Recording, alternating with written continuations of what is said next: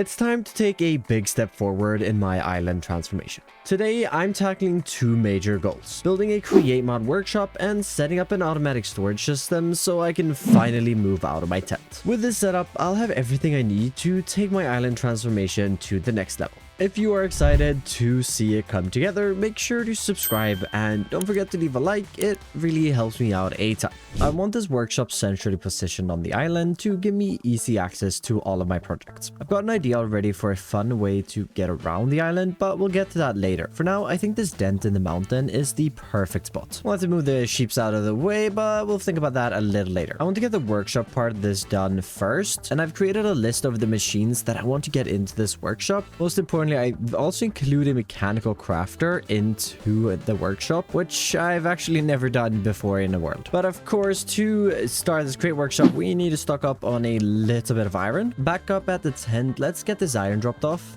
I'm pretty much all out of andesite, and I think we have a little peak over here. Don't have a lot of andesite alloy either. For some reason, it's in my wood chest. Still got a lot of cobblestone laying around in my chest, so this diorite pile here is perfect, as for every diorite we mine, we get 2 andesite. And this, like I said, gets us 4 stacks of andesite. We're taking some of that iron we got earlier, crafting a few iron nuggets. It's going to be in... Oh, wait. Oh, I had 56 andesite alloy in there. It's going to be incredibly nice, though, having a mixer setup that can do bulk and, well, spin at 256 RPM. Using our andesite alloy now to create a few andesite casings. Using these to craft up a millstone, mixer, deployer, and 2 mechanical presses. Drop these off right here. And I've grabbed a few more resources. And, of course, we got our mechanical crafter set up here temporarily on the outside of the tent, getting that filled up to, well, very slowly create crushing wheels. 1 eternity later. Perfect. We also might as well grab all of the mechanical crafters because, well, there's no point in crafting an extra set of these because, well, this has to go now anyways. Rummaging through the chest a little more, crafting a few more components. This chest is looking pretty good to set up a workshop. Got a bunch of tuff left over from the previous episode that we can use to craft down into a few different blocks. Throw that in our box along with a regular stack of tuff. Want to take a bit of sand and gravel. Should have a bit more in here. Yes, I do. Grab up a bit more white dye and a bit more black. Turn this into some gray, which means we can craft up a bunch of light gray concrete. Actually gonna need a fair bit of this. We are gonna keep 16 as powder and then swap this guy out with a water. Get that. Final thing now for the workshop itself is gonna be some dark oak. Or, well, more than dark oak, but mainly dark oak. That didn't make a whole lot of sense, but of course what I meant is we need a bit of oak and also a bit of jungle. This right here should be enough wood for this first part. Just a little bit of crafting.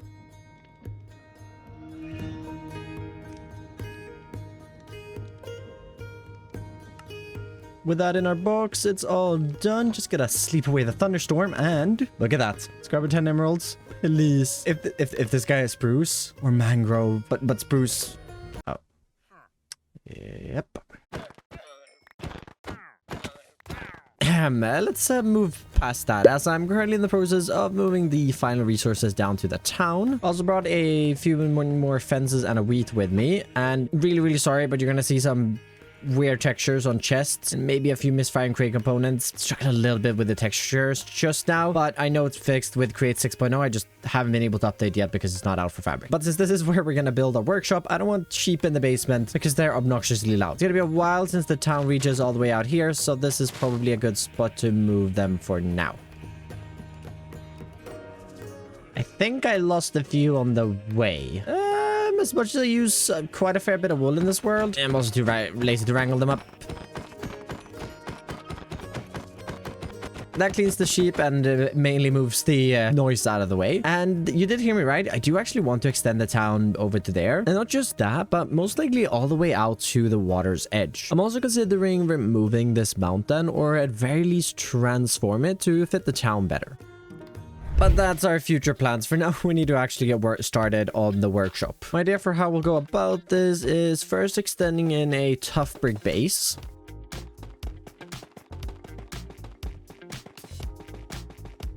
slightly just rearrange this list to, I think, what the order I want to build these in. And we're actually going to start in this corner here. I want to bring the functionality in before we actually start building. So that's why I'm doing this in a little bit of a different order from what I usually do. But that's our millstone. Shoot temporary blocks going out to the sides here. We can get our crushing wheels in on these if we are standing in the correct area. Above this, bring in yet another chute, and then we'll get a chest on top of that as an input. Check the first 2 items off the list, and let's move on. I want to use this back wall for our next 3 farms. Get a 2-block gap right there. Right over in this corner here, let's get a stair eventually put into this, but this is where I want to bring in the mechanical press with a basin. We'll do a regular press right here and our deployer right over here. Then this is obviously all going to be connected through one shaft line. I know they're quite spread out, but I wanted to use the space. We're using temporary blocks to get in some barrels on here. Well, an output funnel, input funnel, and an output funnel over on this side. That lets us cross these 3 machines off the list. Just went and grabbed some fluid tanks, but we're making really good progress on the workshop here. I'm obviously disregarding hooking everything up, and so it would actually work right now. And let's continue doing that. Adding in a fluid tank here on the side. This is going to be if I need to spout lava on anything, because there are a few recipes in the Crema that you need to do that with. So it should just... Okay, no.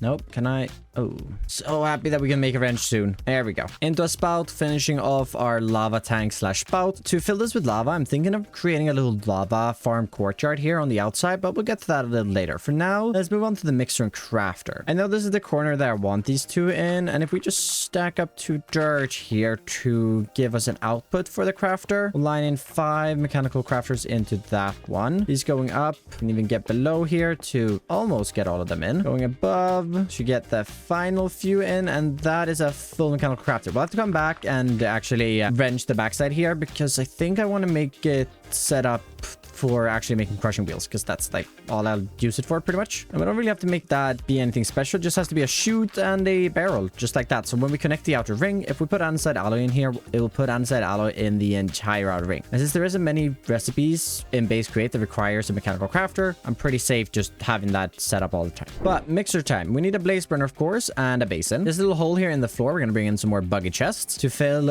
which is going to be our output. We're going to do, I think what I want to do is an andesite funnel going in, a drain right here, which is going to be our output. To input, since we are using quite a tight space here, we're going to use some hoppers, barrel on that one, barrel there, like those facing outwards actually. And then of course our mechanical mixer in the center there. Quite easy to access this, even if we add in a counter. We can maybe do like a stair there. Checking those 2 off the list, and then it's just a mechanical saw and encased fan. Encased fans are probably gonna have a hard time fitting on the first floor actually, now that I think about it. I was gonna put them in this corner over here where the chimney's gonna go. We might have to put those on the second floor though. But even with all components in, we're making quite quick work of the workshop. Although nothing is connected up at the moment, so even if we were to supply power, not much would spin.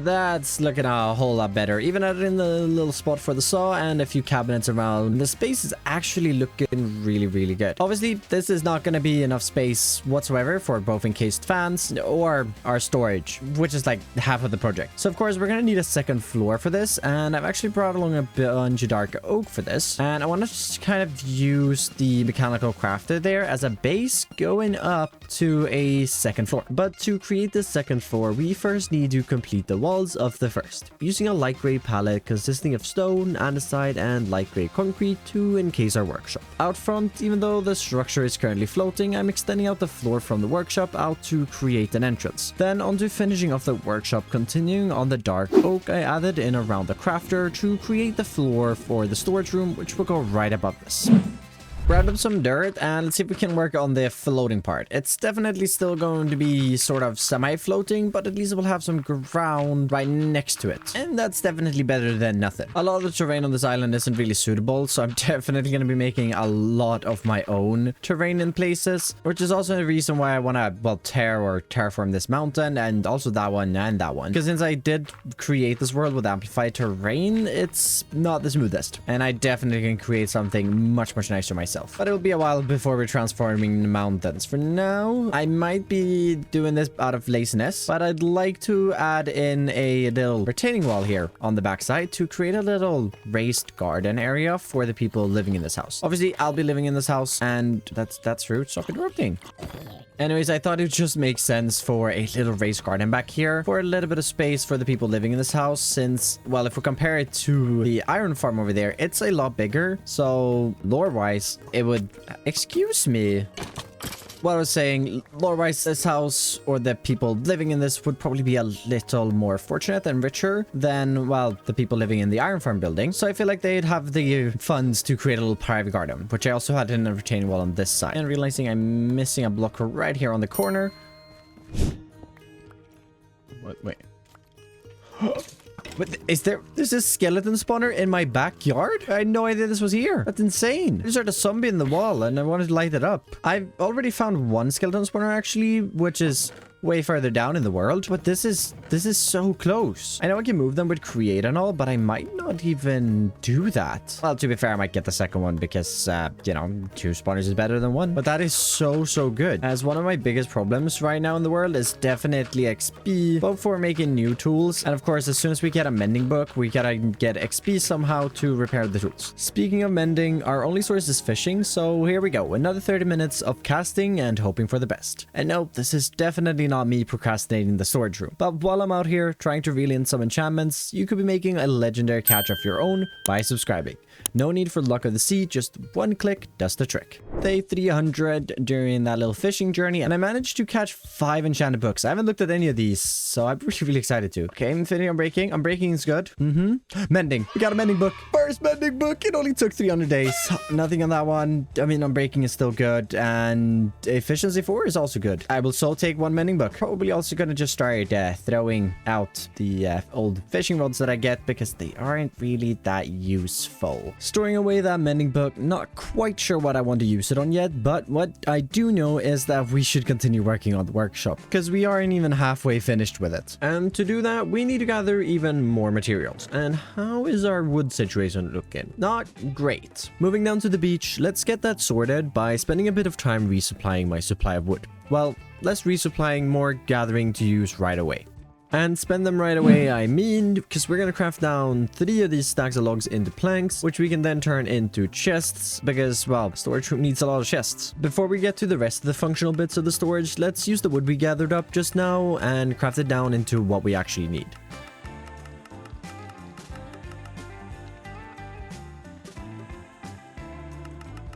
Just some final bamboo products, and it's filling up the chest really nicely. But back towards functionality, we are gonna need a lot of electron tubes. And currently, I can make 14. Yeah, we need at least 25. No, we need more than that. I guess it's time to take our Fortune 3 diamond pickaxe out for its first mining trip. And what better place to test this pickaxe out than one of the underwater caves I've already explored. Well, already explored is maybe a bad way of putting it, as I have been through it. I just haven't mined the diamonds in it, nor pretty much any other resources. We just gotta make it through this aquifer area. Swimming past a bunch of redstone, which we can come and get later if we don't end up finding a lot. And there's the uncovered regular diamond ore I have saved, which means we're definitely on the right track. Somewhere over here it should open up into a giant, well, water-free cave. Yep, here we are. And this should have a couple of diamonds uncovered, since I grabbed a few, but I didn't grab all of them. So let's see what running around in this cave can do for our resources.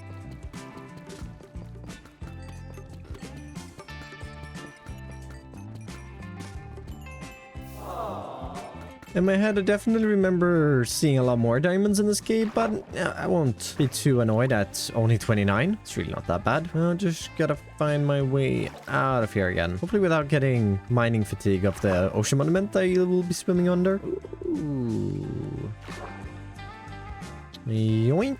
32. Back at the island, and before we continue with the resource collection, I think it's fitting to spend these diamonds, equipping my very first set of diamond armor in this world, only 300 days into it. One more quick stop by the library before we head back to the tent, as my axe has taken a beating. So with the 30 levels I now have from the mining trip, enchanting a new one that we can combine with the old one to both repair and get efficiency 5.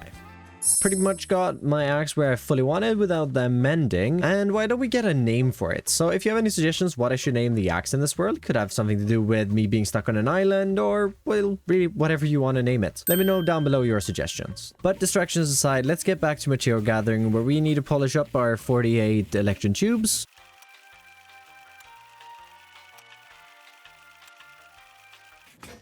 Crafting that into the tubes after, and then how much brass do we have? 41. Not quite enough. Need to grab 16 of these, and they need to be pressed up. And actually, no, I'm going to be one short, I think. So let's just grab a little bit of zinc and copper here that we already have cooked up. Throw that into our mixer, and then mix that up. Fire up some kelp on the old furnace. Got a log here that we can turn into a brass casing. Grab our kelp. Grab that. Craft up a few normal shoots. Turn all those into smart shoots, actually. And then we're gonna need a whole bunch of funnels. Not quite that many, but I think I'm gonna need around 50. Leaves us with a few, which is always nice to have. What I want to make is a sequence gear shift, which... oh, that's just a cog. It's been a while since I made one of these. You'll see why we need one of them a little later. For now, let's just throw this in the box. And of course, we never installed the fans. We're gonna need some more iron sheets.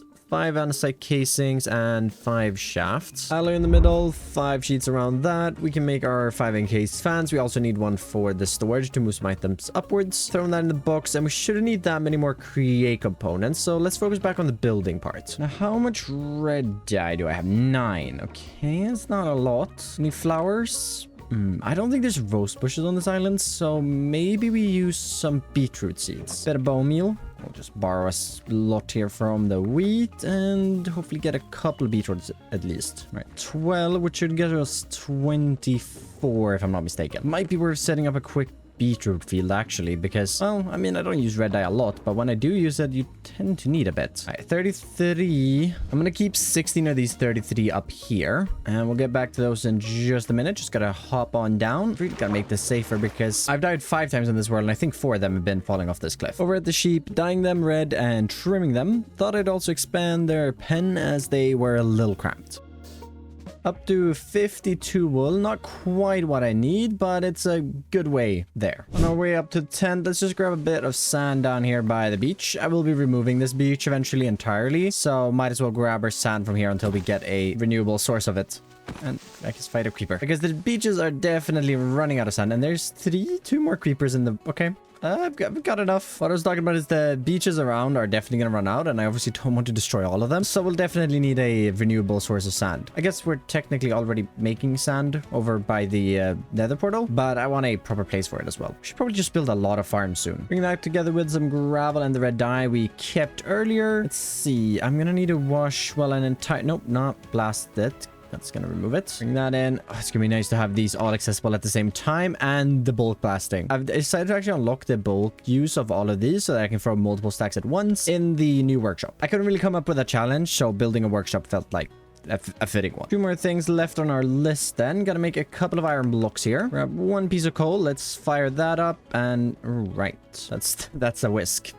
Hold up. Can I move this guy? Oh, this is... Alright, let's borrow some of the crate components we're going to use for the new workshop. There we go. And then throw the blocks of iron in there. We should get some of our first industrial iron in this world. Oh, it's exciting. I love this block. And we can just return this to its normal state. Keep 2 of them as blocks as I want to use that. But we'll also get some meshes and some wedges. Final resource. I'm all out of deep slate. So just a quick trip down into the mines to gather this up.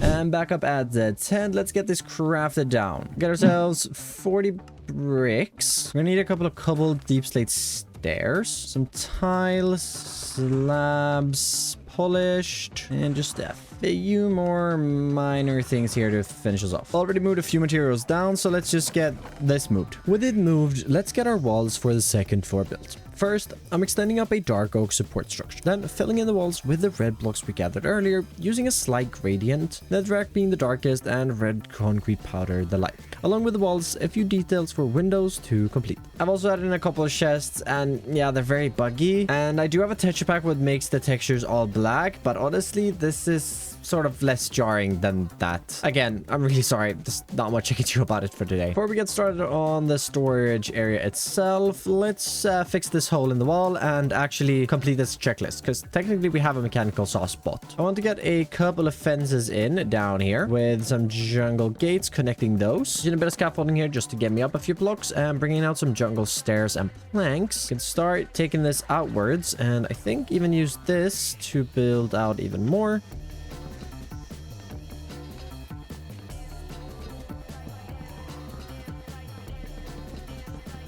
From this foundation, we'll go up with a few logs and some mushroom blocks for a little darker color. The most outside wall here, we can bring out some planks. Give us room for a window, maybe extending some jungle trap doors as a jungle still, a window still. Cover these with a couple of trapdoors as well. We can get a fern out here in a pod, and for the windows themselves, I'm thinking copper. And then finishing that off just like so. Got a roof extended in on that now, and I want to grab almost all our fans for the fans, in fact. Lava bucket, have water on me, and the empty blaze burners. Also need a singular water wheel and the encased chain drives. So here we go right in the corner here. We can just get that like that, and then want to skip one block, but we still need a chain drive, of course. Fans would go right here, and the water wheel would go in the corner. Bit more polished deep slate and a water bucket right in there. Should, yep, have them spin upwards. I hope my flint and steel is, yep, it's out here. Perfect. I've actually never used the blaze burners in this way before, but I think that should be a more lag efficient way because, well, no smoke particles. Just need a bit of dark oak here, and I want to extend up like a dark oak pillar here in the middle, since that's what we've been using for supports. Finishing up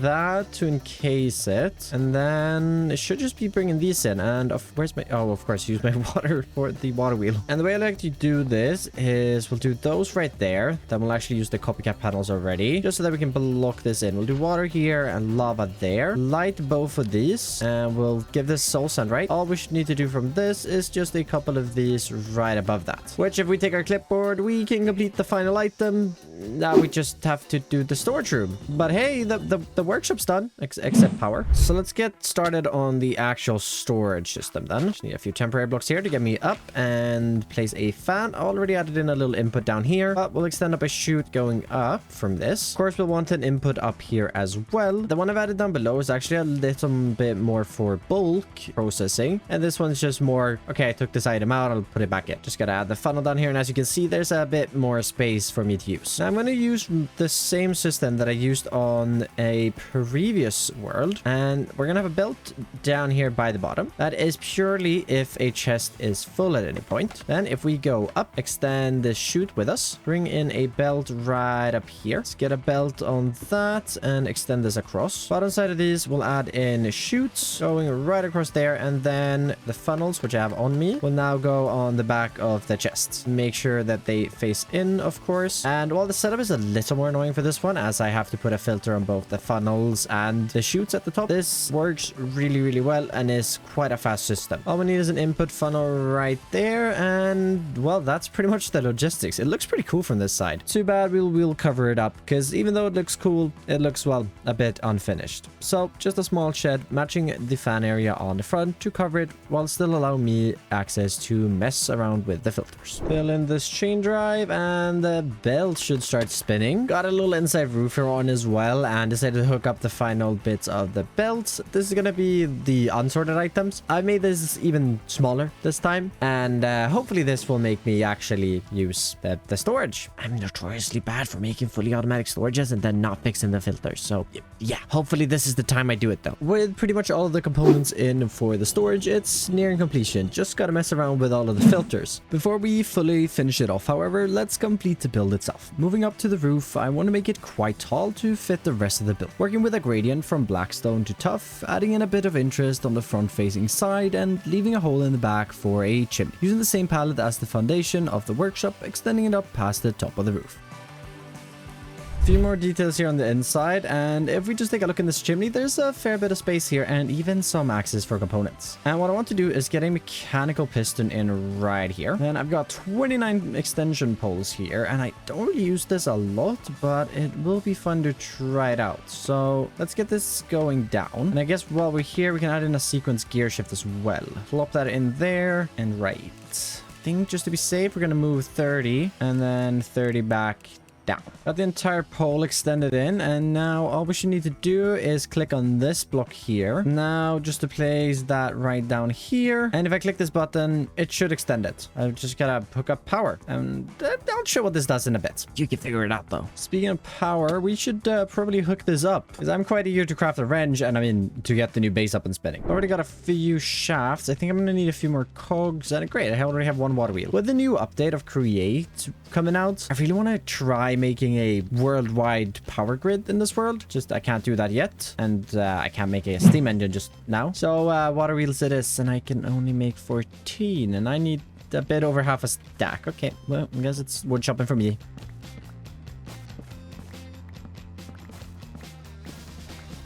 This should definitely be enough wood for us to, well, first of all, craft these into large. And then craft another 21 normal. Yep, we're gonna need more for 36 total water wheels. All right, now just gotta find our way into the wall. Might be able to replace this with a door if I do want to. And, well, we have a lot of space here already, so let's just get this cleared and get some water wheels in. Done a bit of gear ratioing in here now, and let's get one in there. We can even get this a little further away from each other, so they're not clipping into each other. Now we just gotta clear some space for these, and we can hopefully get this all up and running.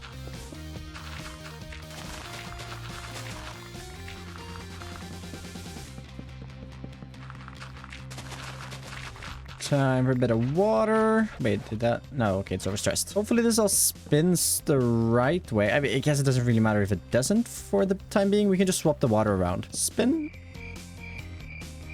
No? Oh, right. If we just unhook that, now everything's spinning. And those are spinning the right way. Belts are buggy, but they are spinning the right way. Only thing to check is if the fan here is spinning the right way. It is. Okay, that's perfect. Then I just need to do a bit of gear ratioing here, because I figured this doesn't need to spin at max RPM, because I ended up needing way too many water wheels. If we just get small, large one up in this corner, another small, and in case that large there, this should spin. Yep. Perfect. So we can encase this entire assembly. And I think everything is spinning, which means the workshop is completed. And with a couple of hours spent sorting and, well, moving the items down here, I have a fully sorted system. And this is all of the excess materials. Not a lot. On most of my previous worlds, I've had like chests upon chests upon chests. Oh, look at that guy. Look at that guy in the window. I've had chest upon chest of just unsorted items, which I don't in this world, and I'm super happy about that. But this does mean that the storage goal of today's episode is also done. It's gonna take me a bit to get used to this, but with these done, we can grab 4 pieces of gold, a stick, 2 glass, and a string. Just running outside here. Gotta move this chest in, but we can grab a cogwheel for it for now. Also added in little stables here on the side. If you're wondering what this is, I have no idea where the spider is. Probably below. But back in here, let's give our presses a first trial run. Oh, so much nicer when spin is at 256. That gives us 4 golden sheets. Head over to the crafting table, and we can finally craft up our first wrench in this world and our first goggles. Oh, this feels good. We can see what everything is using. Oh, this is so nice. I think it was worth the wait though, because now I'm super excited to use it, which we probably should, because I did say we're going to build a little lava farm here on the outside. But before that, let's just clean up the terrain outside the front door. I won't be doing much with it today, but I'd prefer to run over flat ground than the mess it was before.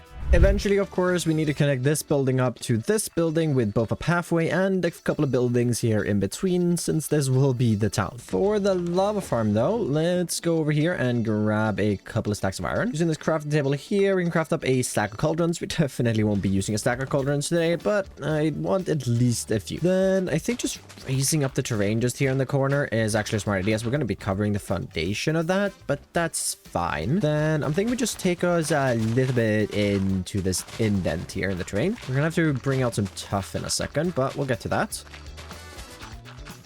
From this, we can take our cauldrons and just want to space them out a little bit throughout the space. That's 9, not too many. Maybe get another little row right there. 12, maybe squeeze into right in here in the corner. And let's do one more or 2 more right here. Up in the storage, just crafting up a couple of fluid pipes, which if we just under all of these cauldrons, get those situated, we'll be able to automatically pull the lava out and we can route that into our tank. What I'd actually like to do is if we run this fluid pipe up over here eventually and then just across, this will be how we bring it into the tank and will be a little more decorational than just pulling it underground. Realizing we're gonna need more of these. Also grab a pump and copper casing. We can get the pump in, I think, around about here. And if we just encase that, right. We can build that in. I think we can make that work. Plan is obviously to continue this tough, just maybe one more block. We'll probably have to do 2 unless... yeah, that will work. Got our pipes connected here underground now, and we can just bring in a little bit of coarse dirt around just to cover the ground and make it look, well, a little more inviting, I guess, than the stone. We could actually even bring in a little bit of regular dirt here right at the end, just because there isn't any grass in here, so it shouldn't spread, and it's nice to be able to texture it a little bit.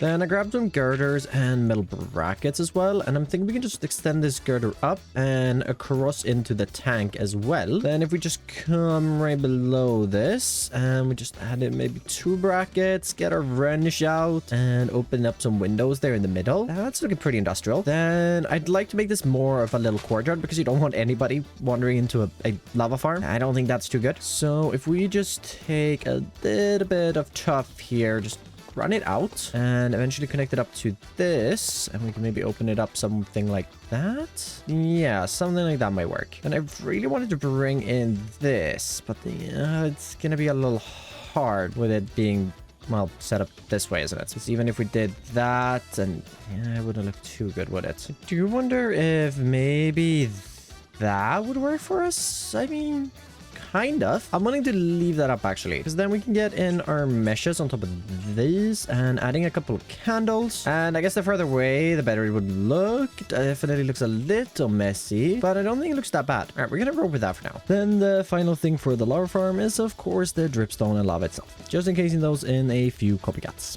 Got it spinning as well, and oh right, get that last pipe. Oh, gives us the time to test this as well. If we just do that, this should disappear. We should see it up top there, and it goes into here and probably right into the spout. And even without the roads in, this project is complete. Can't wait to continue working on this town, bringing in roads, new buildings and farms, because we have just barely started on it. The automatic storage and workshop we have made today will also be a massive help in making projects moving forward. No longer are we stuck with the slow and limited machines we had at the tent. So thank you so very much for watching, and I'll catch you in the next one.